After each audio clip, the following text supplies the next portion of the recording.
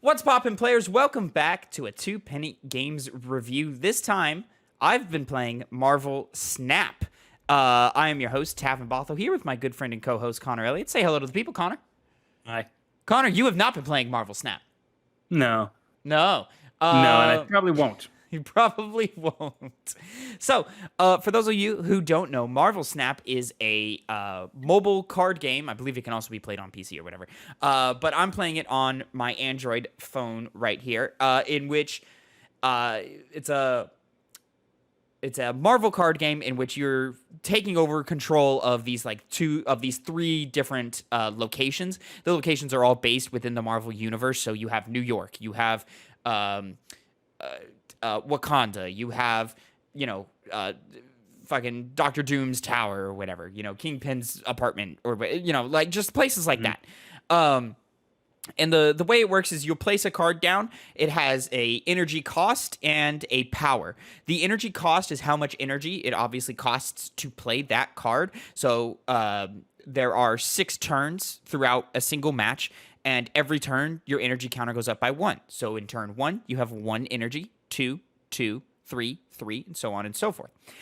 So if, for example, I play a Nightcrawler card who has power 1 or cost 1, power 2, I'll play him down at, let's say, New York, at the New York location. And the different locations act as like 3 different lanes. So you just choose the different lane that you want to throw your card down.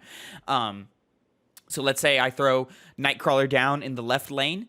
That costs me 1 energy, so that's 1 energy spent for that round, and he's 2. So now I have a total power of 2 in New York at the left lane.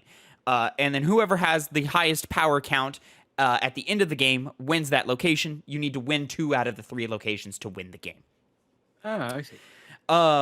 And then with that, every card has has a certain ability, or every card may have an ability or not. If they don't have an ability, it usually means that they're either really cheap and quality use, or they're super powerful. So like Hulk is, he costs a full 6 energy, which is usually the cap, but he has 12 power, so that's a big punch of power to one specific location. Or a card may have a special ability. This is either a on reveal ability for when you reveal the card that you've placed, or an ongoing ability, which as soon as you put the card down, that ability now transpires for as long as the card is active on the field. A good example of this is, on effect, Spider-Woman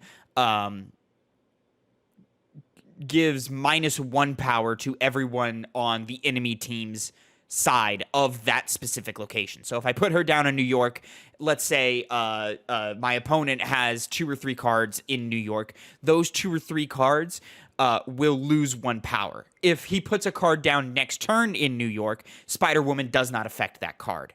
However, an ongoing ability would be Mr. Fantastic, who gives +2 power to every adjacent location he's next to. So I typically put Mr. Fantastic in the middle lane so that he then gives lanes 1 and 3 +2 power.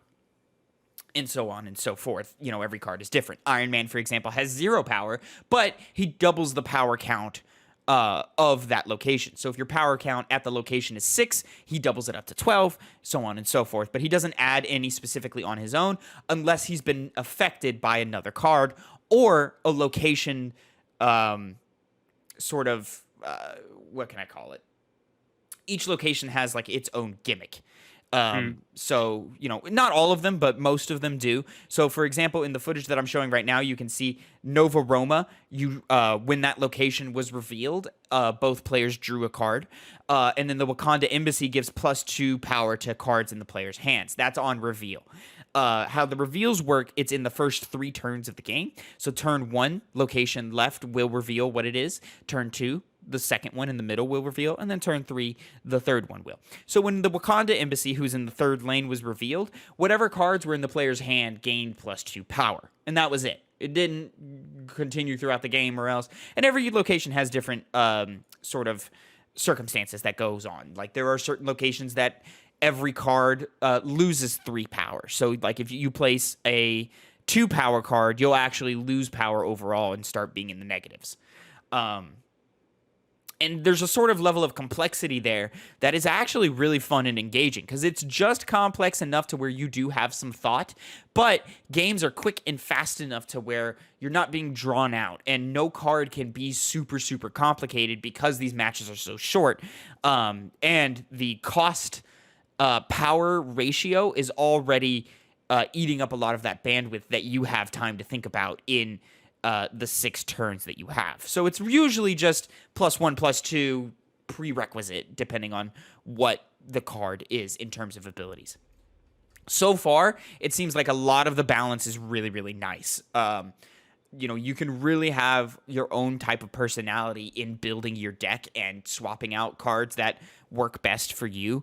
For example, the card on screen right now, Medusa, when placed in the middle lane, her power doubles from 2 to 4. I was using Medusa heavily early on, but then found another card that benefited me in a different way, so I swapped Medusa out and had my build play out differently. You really do feel like you're building your own personal deck and so on and so forth. I've reached a level of the game right now where I do feel like I need to start really dialing in the strengths and the weaknesses of my deck in order to succeed. And I think I've kind of found a solid balance right now, but I am at a standstill where there's something that still needs to be added or taken away. There's something in the deck that isn't still quite working in the ways that I want. So I'm finding myself losing matches more often than I'd like to. Don't get me wrong, Connor. I'm still winning a majority of my matches because, I'm built different out here. I always knew. Also, I think the progression in this game is actually pretty well built out. You level up let me back up. So every card can sort of be leveled up in its own way. And it's just a cosmetic level up. There is no bonuses attributed to the card that affect gameplay. You just start out with a basic card, and then when you level it up to level 2, the character of the card breaks out of the frame. So now the character is a little bigger than the frame is, and they're poking out from under it, which allows the card to have a little more detail and is nicer to look at. And then level 3 upgrades, the card becomes a 3D has a 3D effect to it. So the character is kind of popping out from the frame a little bit. And then in the 4th one, there's an animated effect on the card in the background. This is really small. It's usually just smoke moving in the background or something. But it's just kind of something to give each type of card its own type of personality and to improve it, so that it looks nicer the longer you use the card. This is all built off of resources, and points are distributed to specific cards at the end of every match. So let's say, and it's usually, as far as I can tell, focused on cards that are in your deck. So, for example, I've been using Electra, I just took Electra out of my deck. I've been using Spider-Woman recently, and let's say at the end of every game, I got 5 points for Spider-Woman. But at every level up, you need 5, you need 10. I think you actually get 6. Yeah, I think it depends. You get a couple of points at the end of every game for one specific card. So you're slowly leveling them all up, but it just takes amount of resources and time to get them all to where you need to be. And you don't really have control as to what card gets those resources other than it's in your deck. Mm-hmm. And then every time you level up a card, you get a certain number of points to your overall player level. And that player level is how you get additional resources to continue leveling up your card and leveling yourself up and getting new cards and new card variants. There's different designs for every card. For example, I very quickly unlocked the Hawkeye variant, in which he's a little more... He looks more like an animated cartoon character as opposed to a hyper-realistic version of himself. So he looks, less badass, but more friendly and fun and so forth like that. So you can get different variations of every card, and it's really cool to kind of, see one down the line and be like, oh, man, I'd really like that. Or see an enemy player with a variant of a card, and you go, oh, shit, I'd really like that version of that card because that's a mainstay in my deck. So I'm enjoying all of that. This is also where the microtransactions come in which case they have a shop that premieres different variants of every card. They've got a pixelated version in the cards right now in the shop that are tied to a particular resource, which really isn't that hard to obtain in this game. So you don't need to give the game a bunch of money. You do pretty much need to get the battle pass to really dig into that, but it's not affecting gameplay in any way. You can continue to unlock cards, you can continue to play the game. It's really just for variance, and maybe you'll pick up a card that you don't own already, but it's cool to look at or whatever in that way. I have purchased the battle pass because they've got a Spider-Man event going on right now, and you know what they're doing with this launch of this game when you're putting Spider-Man in the event. So in that event, Spider-Man Miles Morales is like the first card you get when you purchase the battle pass, so I bought that for that reason. And then you can also customize the back of your cards. So you're given like 6 default colors to like sort of like customize it yourself, and then from there you're unlocking them right now.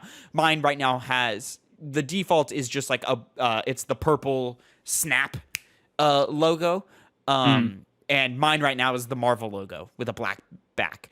Level, I think it's like 44 in the battle pass, is a Spider-Man back for my cards. So that I saw that and I immediately was like, I need that. So here's $10 for the battle pass.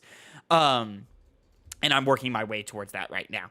But I think I think this game is of quality enough that it totally deserves the battle pass purchase. Like, it's a free game. You can play it as much as you want. They do give you like a free like tutorial battle pass to sort of level up and have player cards and stuff. And you're not fighting real players until you get through that first battle pass. But once you do, then you start fighting real players, and the difficulty spikes. Holy shit. But I'm always enjoying it. I'm always gripped, and I'm always finding myself every time I load up the app, I'm always wanting to spend more and more time in the app and playing the game.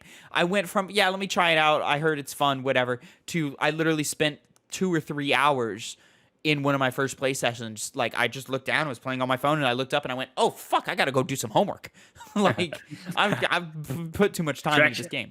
Yeah, I'm pretty addicted to it, and I think it's a lot of fun, and it's honestly one of the better games that I've played this year.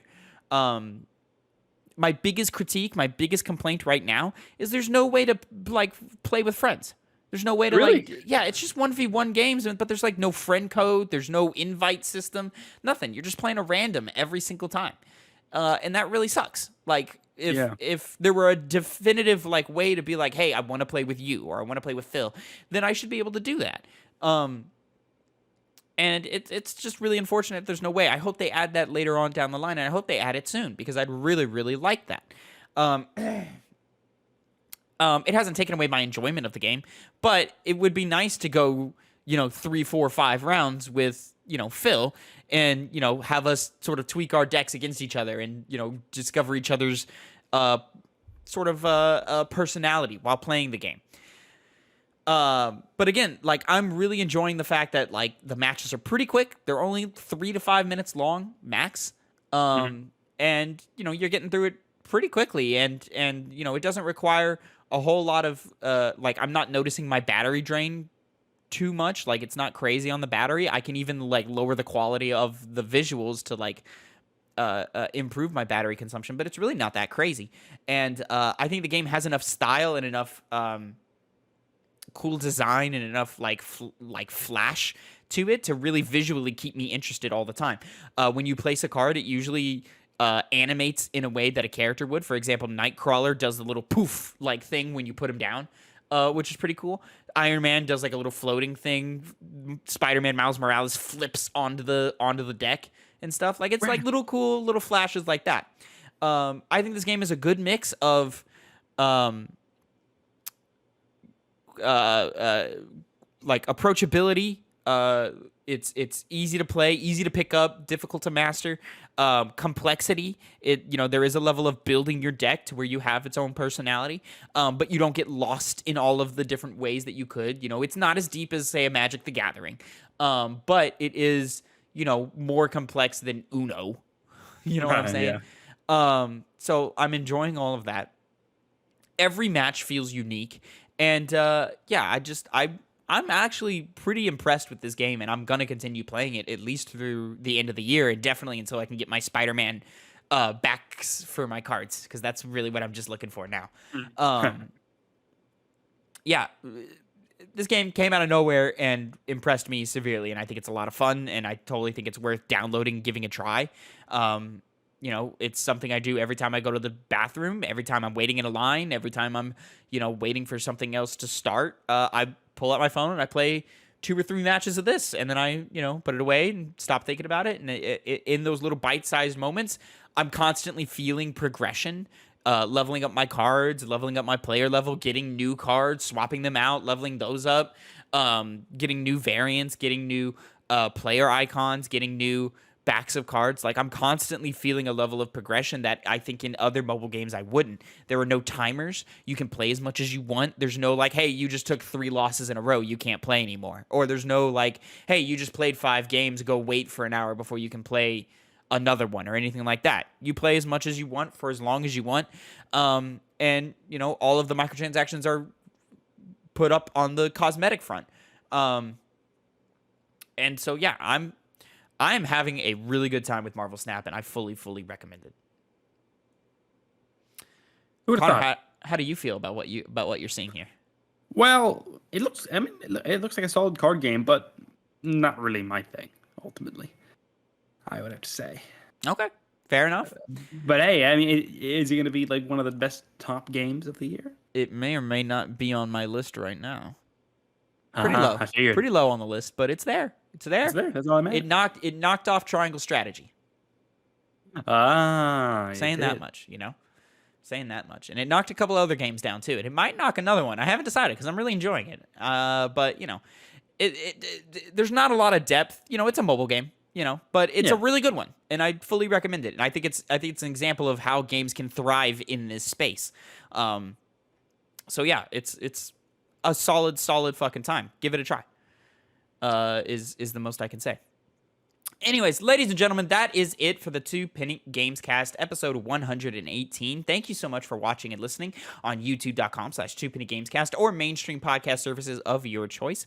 Remember, we come every Monday, 8 a.m. Central Time. We stream games live on twitch.tv/2pennygames. We've got new Have You Ever Played episodes going up every Tuesday, new Piggy Bank episodes going up every Saturday, and breakout news segments going up every Wednesday and Friday. I hope you caught all that because it's a lot. And if it's too much, go ahead and hit that subscribe button over at youtube.com/2pennygamescast to see all of the new reviews, impressions, news, gameplay segments, whatever you want. We've got it over here. So come hang out with us and have a good time. Speaking of a good time, until next time, have a good time. And Connor, say goodbye to the people. Bye.